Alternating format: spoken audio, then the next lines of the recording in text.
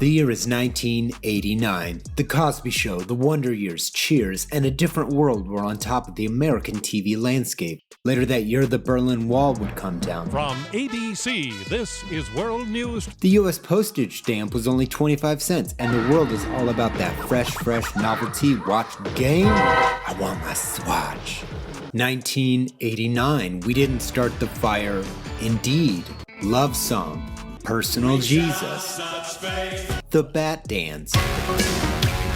Grunge was still a few years off in a Seattle incubation, not yet ready for the world. There's a reverence for Eddie Van Halen in the Bill and Ted movies that illustrates exactly where the world was at this moment. In fact, George Carlin's part in it would have been played by Eddie Van Halen if they'd had any money at all. But, they didn't. The 1990s were about to begin. By the end of the 80s, the eldest members of Generation X! Oh my god, that hurts my throat. By the end of the 80s, the eldest members of Generation X were about to turn 30. What would this new world bring? I'll tell ya. Bill and Ted as film characters represent a bright-eyed excitement about the perfect utopian future that the 1990s would ultimately fail to match. I guess sometimes you just gotta talk about some movies for yourself, Something that did inform your actual life. Bill and Ted Face the Essay. Party on.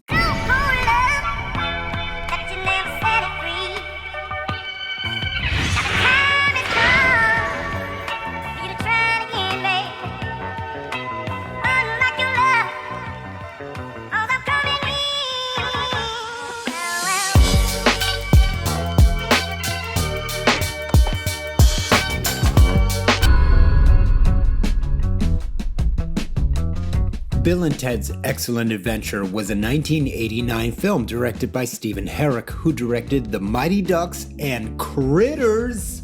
From a screenplay co-written by Ed Solomon, who wrote Men in Black and Super Mario Bros. The movie, and co-written by Chris Matheson, who would go on to be one of the writers on a Goofy movie. This is wholesome already. Take that, 2020, you soul-devouring hole of infinite despair from which there is no escape. Oh, that's like a cell phone. And this whole thing was based on an improv bit that the writers performed at bars in college. The quintessential California burnouts have to save the world. Bodacious. Also, Bill and Ted, and by proxy their movies, serve as a bridge between the 1980s and the 1990s. Also, it was written in 4 days, on legal paper. Ted Theodore Logan and Bill S. Preston Esquire are archetypes of 1980s suburban family movies taken to comical extremes. This is not John Hughes. Bill's dad literally kicks him out of his own room so he can have sex with Ted's previous crush.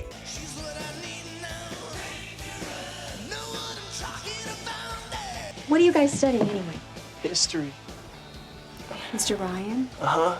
Both of their fathers are abusive, but only one of them married the girl that Ted asked to Is this a real movie?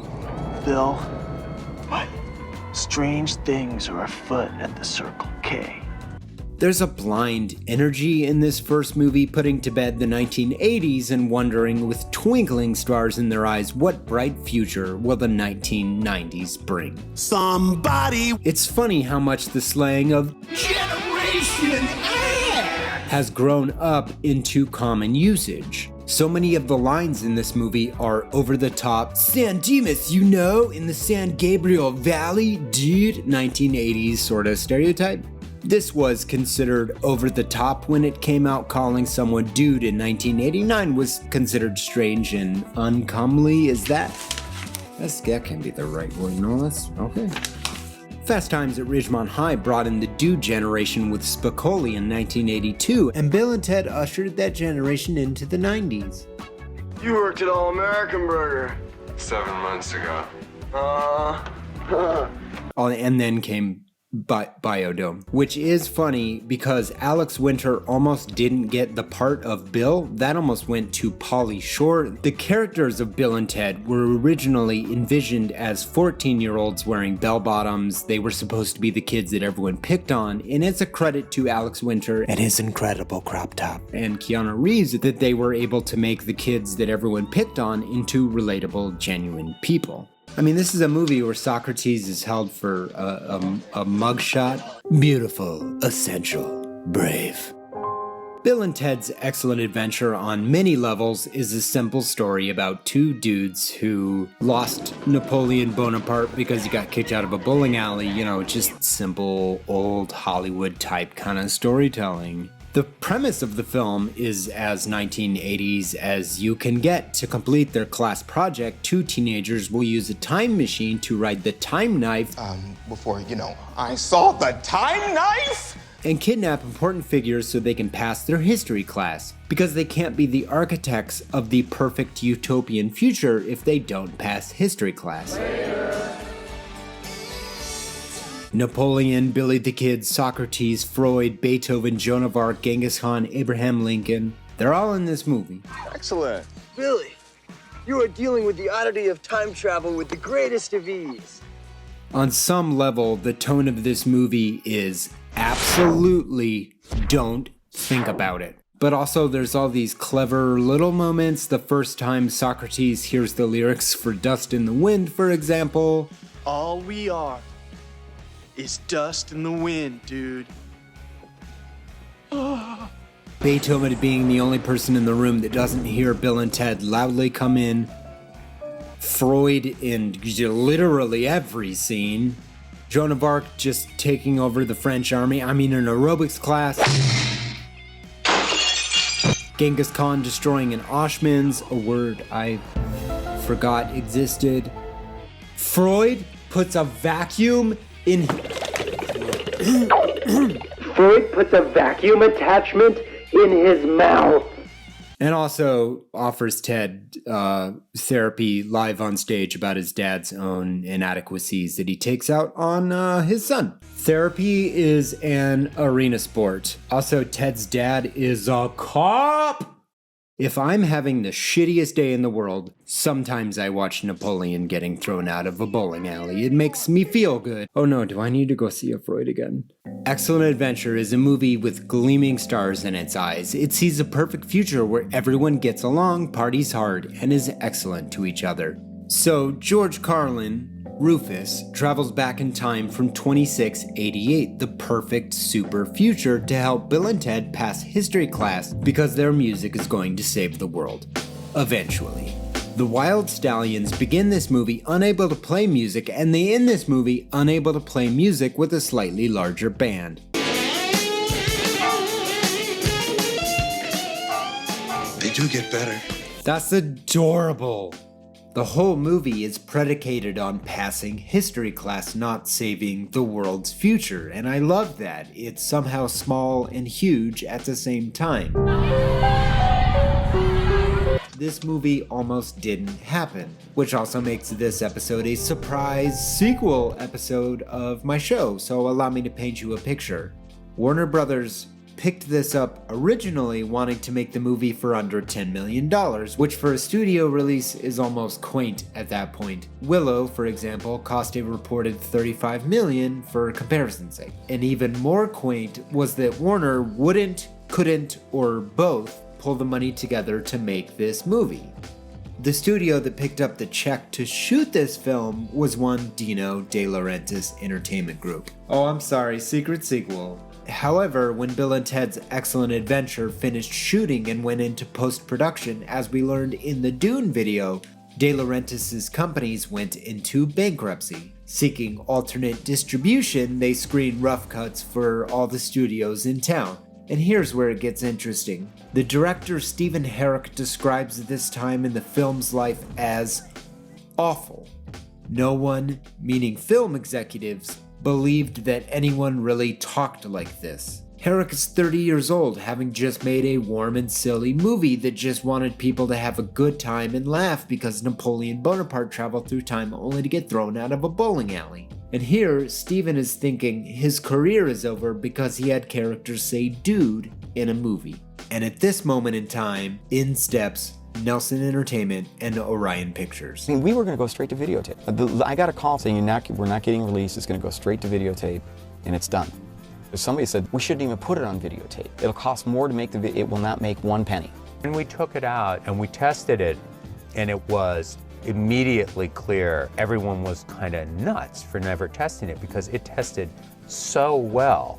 Bill and Ted's Excellent Adventure was the sleeper hit of 1989. 69, dude! Nice. Maybe if enough people ask for it, maybe there could be a sequel. Which makes sense because Bill and Ted never should have gotten this far.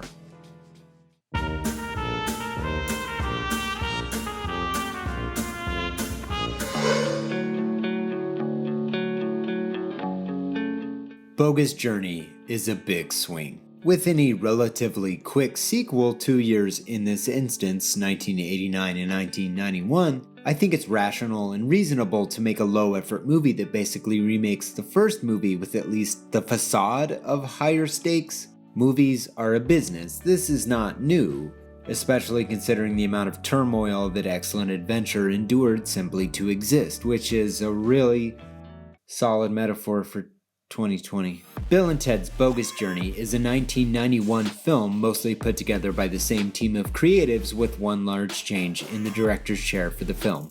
A chair now occupied by Peter Hewitt, a director who did not have full-length credits to his name at this point.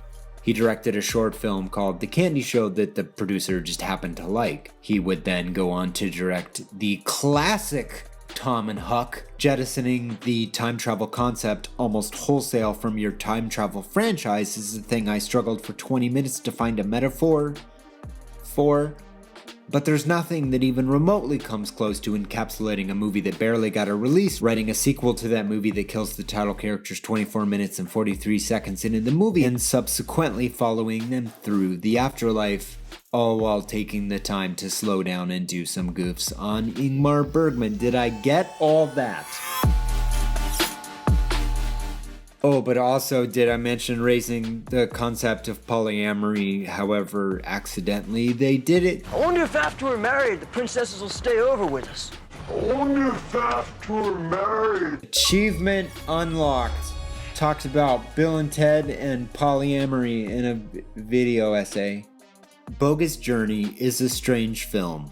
Bill and Ted literally die because they were murdered, go to purgatory, and then to hell. They put together a daring escape from there before challenging death to the ultimate battle of wits. Battleship. C6. And then go to heaven to earn the chance to come back from their murder. Oh my god, Bill and Ted are the crow. Moving on. Much like the first film, Bill and Ted are mostly delightful throughout, going on a huge-scale adventure without learning to play their instruments to ultimately save the world yet again. Which, if you want to get into the weeds and talk about time travel rules, it's kind of Looper film rules, honestly, where a single timeline exists and going forward or backward will permanently alter the entire timeline. Also, I think you can use time travel Deus Ex Machina to resolve your conflict with a Nazi gym teacher villain if you've already pleaded your case in front of God himself. It's in the filmmaking rules, I looked it up. It made about $2 million less domestically than the first one, so a pretty similar result there, though this movie cost about twice as much as the first one to make. And it looks like it too. There is some truly inspired work happening in the hell sequences in this film. It's where Bill and Ted experience their worst fears. The set design and cinematography here are incredible for such a low-budget franchise. Bill's fears as a kid, having to kiss his grandmother on her birthday, or Ted's childhood fear of the Easter Bunny. Oh my god, burn it! And when these characters are at the point of escaping from hell, this film goes full-on nightmare mode. And I watched these movies originally on VHS. Can you even imagine if you were in the theater watching this as a Jesus Christ? And what makes Bogus Journey work in a sequel that shouldn't work is definitely the ensemble assembled here. the great Bill Sadler as Death. There aren't enough metaphors in the world for how good this performance is. You must play me again. What? Best 2 out of 3. Of course you have Did you assume that the most brilliant scientist in the entire universe would be from Earth? Pam Grier, and a brief appearance from James Martin from Faith No More. It all somehow works. And even better, Bill and Ted use their time travel Deus Ex at the very end to go back and basically become guitar gods. That was a fast 16 months of intensive guitar training, dude. Which is also kind of literal because the music at the end is written and performed by none other than Kiss, with an assist and additional instrumentation from Steve Vai. They did the big song at the end, God Gave Rock and Roll. Gene and Paul came on set because they wanted to, meet the guys. And Bogus Journey does try to wrap the whole story up at the end. Kinda. I think they always knew they were going to make a third one. Really just a question of when. Bill and Ted are the ultimate procrastinators, even going so far as to rock the planet's face off at the end of the second movie, but never writing the song they were destined to. So they, yet again, do not unite the world to create the perfect super future. Which brings us to...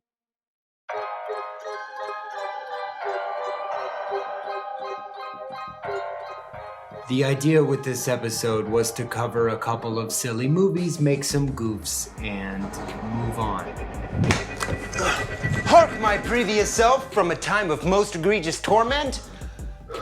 Is that really what I sound like? Michael, I am you from a most troubled future. Oh, troubled? Go on. How long have you been inside, my luxurious dude? Wait, what month is it? August?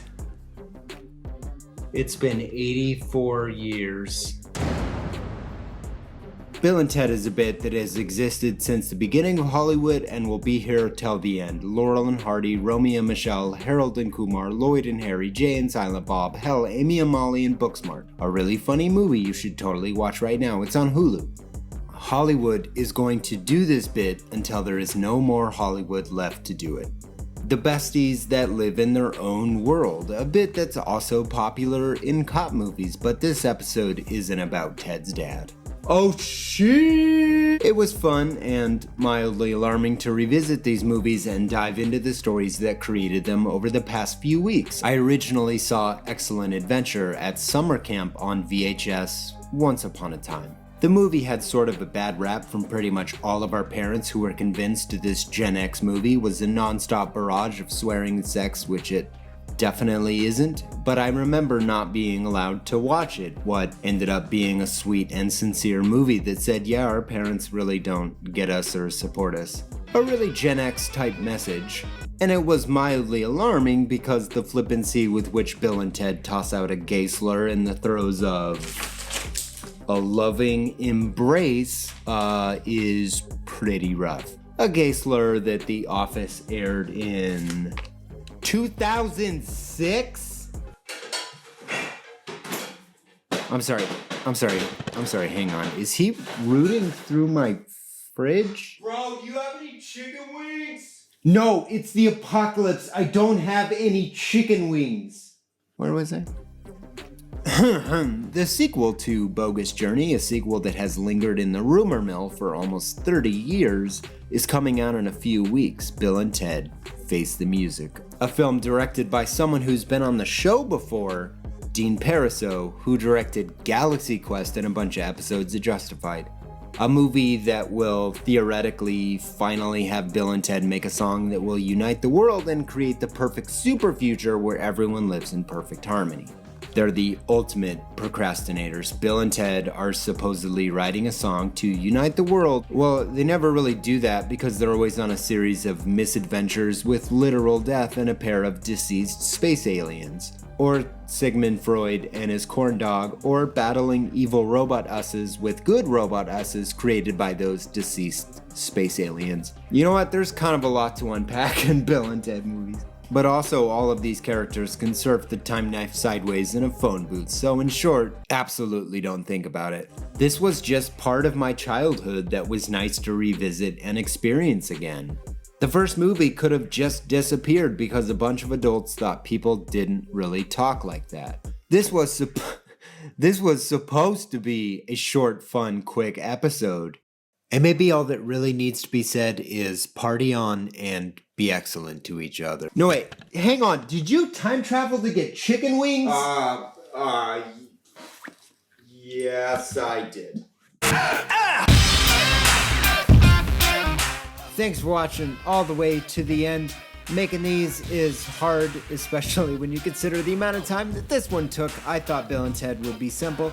If you'd like to support the channel, you can like, subscribe to the channel, or you can share this video everywhere, including to your dad, especially to your dad.